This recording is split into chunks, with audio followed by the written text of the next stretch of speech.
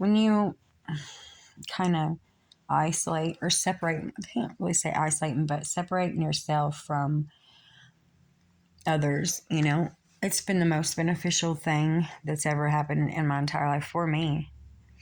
I never really could sit in a crowd full of people. Even being an addict, I didn't like being around people, you know. Um, some people are okay, but very few people are okay.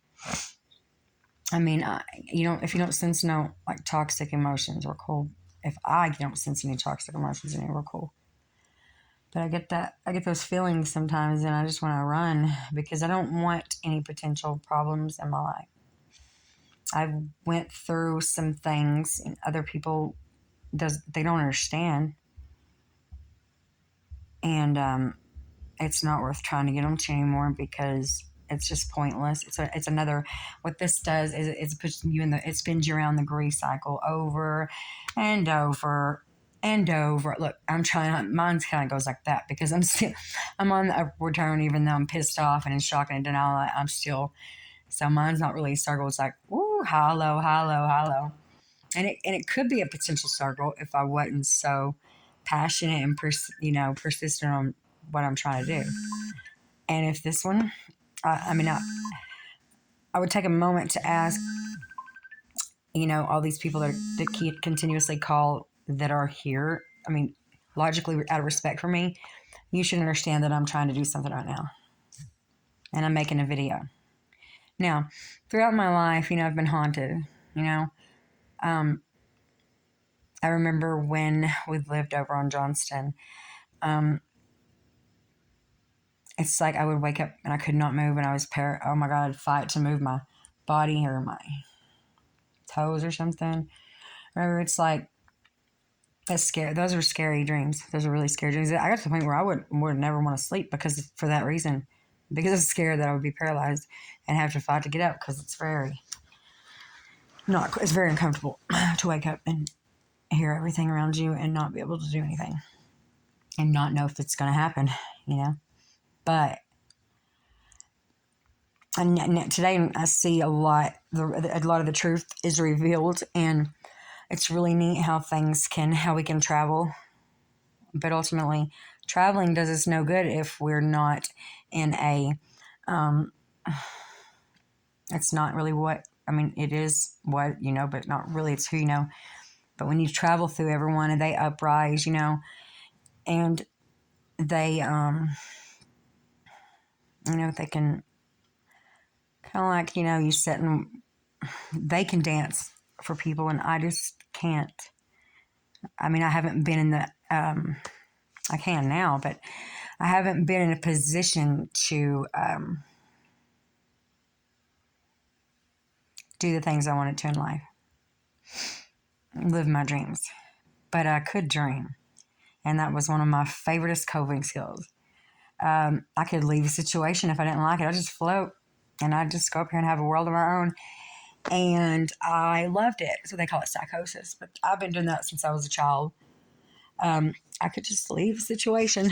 That's how I, taught myself how to work. Because I have worked, but not like I have this last 4 years. Well, I mean, dealing. You have to go to work and you have to deal with a job. I mean, 8 whole hours. So yeah, I would leave, and then all of a sudden, healing came, and my ability to go into psychosis. It was ripped right out from underneath me, and it's been a really hard time. I've gotten really better, but it's still a lot of grief. I mean, I'm grieving that coping skill so much, you know. And I really don't blame me for going in it because, I'd wake up, I got sober and I woke up and think I don't have anything, and I don't have, and I would just leave. And I never got anywhere. That was the downfall of it. I like to kill myself daydreaming. I've set myself up for failure going in psychosis because if you do any kind of substances, you actually think it's reality sometimes, and that's kind of dangerous. It's very dangerous, actually. But yeah, I'm grieving it, but I'm not mad about it because I've actually got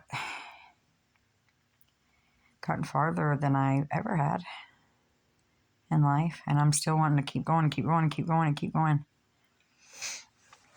But that's why I was what I was talking about is isolating, because if you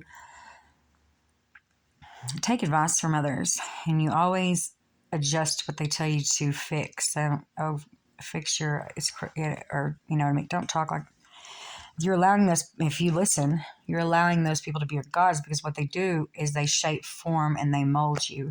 They are molding in your identity. That's why I like to kind of stay off, because I don't want to be shaped by you. I want to be shaped by the God of the universe, the one who created everything.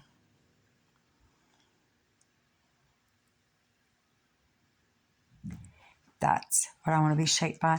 And there's no words for how that really, just like we run from things we don't know. Like, I understand I can be confusing to people, and that's probably because I'm confused trying to figure. I always like to figure things out. I don't know why, I just do. Maybe so I can have power over situations.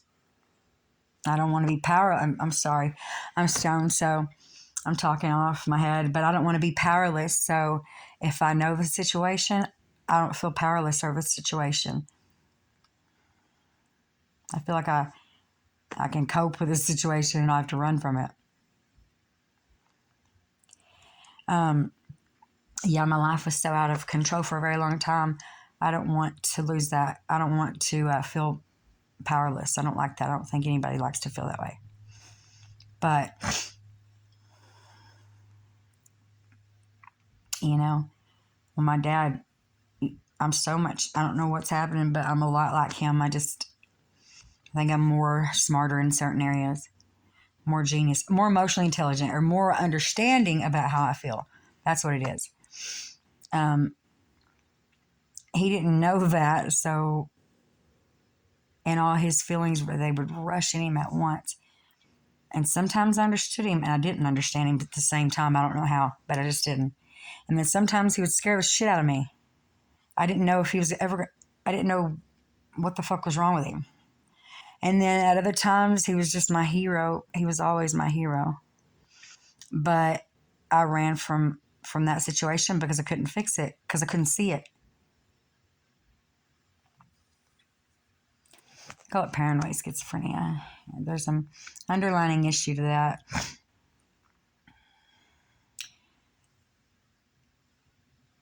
I mean, when it's rational, when you can make logic sense out of things, I don't think that's so. And you're not running and frantically and panicking over. That's more of an illness that needs to be addressed with medicine, and I understand that. I might need to just start smoking weed. I don't know. I can justify rationalism. I can make sense out of everything that I go through today. But I am a lot like my dad. I sit back and I assess every situation I walk into. I'm in the corner studying you.